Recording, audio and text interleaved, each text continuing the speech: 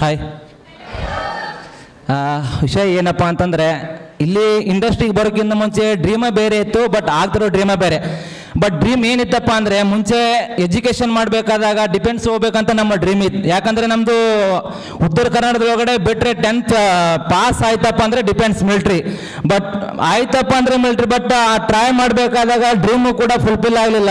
But ಆ dream fulfil ಆಗಲಿ ಉದ್ದೇಶ ಏನಕ್ಕಪ್ಪ ಅಂತಂದರೆ, ಜೊತೆಗಿರ್ತಕ್ಕಂಥ ಫ್ರೆಂಡ್ ಸರ್ಕಲ್ ಯಾವತ್ತು ಮೆಟ್ಗತ್ತಾರೋ ಅವಾಗ ಕುದಿಯಕ್ಕೆ ಸ್ಟಾರ್ಟ್ ಮಾಡ್ತದೆ. ಎಸ್ ಆರ್ನು.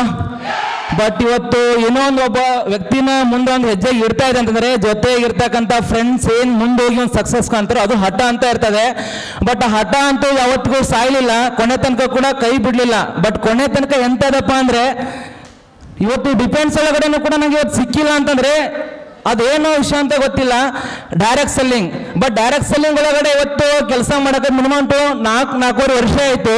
ಬಟ್ ಈ ಕಂಪ್ನಿ ಒಳಗಡೆ ಜಾಯ್ನ್ ಆಗಿ ವರ್ಕ್ ಮಾಡೋಕೆ 2 ವರ್ಷ ಆಯಿತು. ಪ್ರೀವಿಯಸ್ ಕಂಪ್ನಿ ಒಳಗಡೆ ವರ್ಕ್ ಮಾಡಬೇಕಾದಾಗ ನಾವು ಕೂಡ ಜಾಯ್ನ್ ಆದಾಗ ರೀಸೆಂಟಾಗಿ ಜಾಯ್ನ್ ಆಗಿದ್ವಿ. ರೀಸೆಂಟಾಗಿ ಜಾಯ್ನ್ ಆಗಿ ಒಂದು 10 days ಒಳಗಡೆ ಪರ್ಸನ್ ಹೆಸರು ಹೇಳಕ್ಕೆ ಇಷ್ಟಪಡೋಲ್ಲ, ಪರ್ಸನ್ದು ಕೂಡ ಅಚೀವ್ಮೆಂಟ್ ಆಯಿತು, ರಾಯಲ್ ಡೈಮಂಡ್ ಅಂತೇಳಿ. ಬಟ್ ಆ ರಾಯಲ್ ಡೈಮಂಡ್ ಅಂತ ಪೋಸ್ಟ್ ಅಚೀವ್ಮೆಂಟ್ ಮಾಡಿದಾಗ ಈ ಡ್ರೀಮ್ನ ಯಾವಾಗ ನಾವು ಫುಲ್ಫಿಲ್ ಮಾಡ್ಕೊಬೇಕಾ. ಬಟ್ ಅವತ್ತು ಹಠ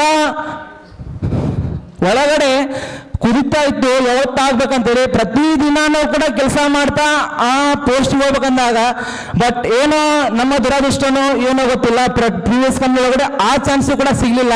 ಬಟ್ ಆ ಚಾನ್ಸ್ ಕೂಡ ಸಿಕ್ಕಿಲ್ಲ ಅನ್ನೋ ಉದ್ದೇಶಕ್ಕೆ ಒನ್ಸ್ ಅಪಾನ್ ಟೈಮ್ ಒಳಗಡೆ ಊರಲ್ಲಿ ಹೇಳ್ಕೊಂಡ್ಬಿಟ್ಟಿದ್ವಿ, ನಂಗೆ ಬುಲೆಟ್ ಬೈಕ್ ಬರ್ತದೆ, ಹಂಗೆ ಬರ್ತದೆ, ಹಿಂಗೆ ಬರ್ತದೆ ಅಂತೇಳಿ. ತುಂಬ ಜನ ಯಾವಾಗಪ್ಪ ನೀನು ಬುಲೆಟ್ ಬೈಕ್ ಬರೋದು, ಹಂಗೆ ಬರೋದು ಅಂತೇಳಿ. ಯಾಕಂದರೆ ಸನ್ಮಾನ ಆಗ್ಬೇಕಂದ್ರೆ ಅವಮಾನ ಆಗೇ ಆಗ್ತವೆ. ಎಸ್ ಆರ್ನು. ಇವತ್ತು ಸತ್ತಿಲ್ಲ, ಬದುಕಿದ್ದೀನಿ, ಊರಿಗಂತೂ ಒಂದಿನ ಹೋಗೋದು ಬೇಡ. ಎಷ್ಟೋ ಕಷ್ಟಗಳನ್ನು ಕೂಡ ಬಂದು ಲಾಕ್ಡೌನ್ ಟೈಮಲ್ಲಿ ಊರಿಗೆ ಹೋದ್ರೆ ಮರ್ಯಾದೆ ಇಲ್ಲ. ಎಸ್ ಆರ್ನು. ಊರಿಗೆ ಹೋದ್ರೆ ಮರ್ಯಾದೆನೂ ಕೂಡ ಇಲ್ಲ. ನಾವು ಕೂಡ ಒಂದು 3 ದಿನ ನನ್ನ ಜೊತೆಗಿರ್ತಕ್ಕಂಥ ಆಲ್ರೆಡಿ ಕಿರಣ್ ಸರ್ ಕೂಡ ಇರ್ಬೋದು, ಸ್ಟೇಜ್ ಮೇಲೆ ಬಂದಿರ್ಬೋದು. ಇಬ್ಬರು ಕೂಡ ಊರಿಗೆ ಹೋಗ್ಲಿಲ್ಲ ಅವತ್ತು ಒನ್ಸ್ ಅಪಾನ್ ಟೈಮ್ ಒಳಗಡೆ. ಇವತ್ತು ಲಾಕ್ಡೌನ್ ಆಗಿರ್ಬೋದು, ಲಾಕ್ಡೌನ್ ಟೈಮ್ ಕೂಡ ಊರಿಗೆ ಹೋದ್ರು ಕೂಡ ಮರ್ಯಾದೆ ಇದ್ದಿಲ್ಲ. ಬಟ್ ಅದೇ ಧಾರವಾಡದೊಳಗಡೆ ಪೆಟ್ಟಗಾಟ ಕಂಪನಿ ಒಂದು 2 ತಿಂಗಳು ಮಾಡಿದ್ರೆ, ಸ್ವಲ್ಪ ಲಾಕ್ಡೌನ್ ಓಪನ್ ಆದಮೇಲೆ ಮತ್ತೆ ಲೀಡರ್ಸ್ ಏನಾದರೂ ನಮ್ಮ ಕೈ ಹಿಡಿಬೋದೇನೋ. ಎಸ್ ಆರ್ನು. ಬಟ್ ಲೀಡರ್ಸು ಕೂಡ ನಮ್ಮ ಜೊತೆಗೆ ಇರ್ತಕ್ಕಂಥ ಪರ್ಸನ್ ಯಾರು ಕೂಡ ನಮ್ಮನ್ನು ಕೈ ಬಿಡಲಿಲ್ಲ.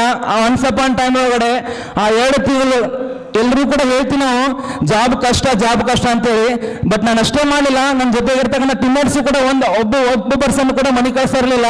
ಬಟ್ ಆ ವ್ಯಕ್ತಿನೂ ಕೂಡ ಇವತ್ತು ಊರಿಗೆ ಹೋಗಬೇಡ, ನಮ್ಮ ಜೊತೆಗೆ ಕೂಡ ಜಾಬ್ ಮಾಡು, ಎಲ್ಲಿವರೆಗೂ ಅಂದರೆ ಲಾಕ್ಡೌನ್ ಓಪನ್ ಆಯ್ತಪ್ಪ ಅಂದರೆ ಮತ್ತೆ ಡೈರೆಕ್ಟ್ ಸೆಲ್ಲಿಂಗ್ ಕಂಪ್ನಿ ಓಪನ್ ಆಗ್ತದೆ, ಲೀಡರ್ಸ್ ನಮ್ಮನ್ನು ಕೈ ಹಿಡಿತಾರೆ. ಮುಂದೆ ಬಟ್ ಆ ಒಂದು ಬಿಲೀವಿಂದ ಮತ್ತೆ ಹುಡುಗರು 6 ಮಂತ್ ಮಾಡಿದ್ರು, ನಾನು 1 ಮಂತ್ ಕೂಡ ಮಾಡೋಕ್ಕಾಗಲಿಲ್ಲ.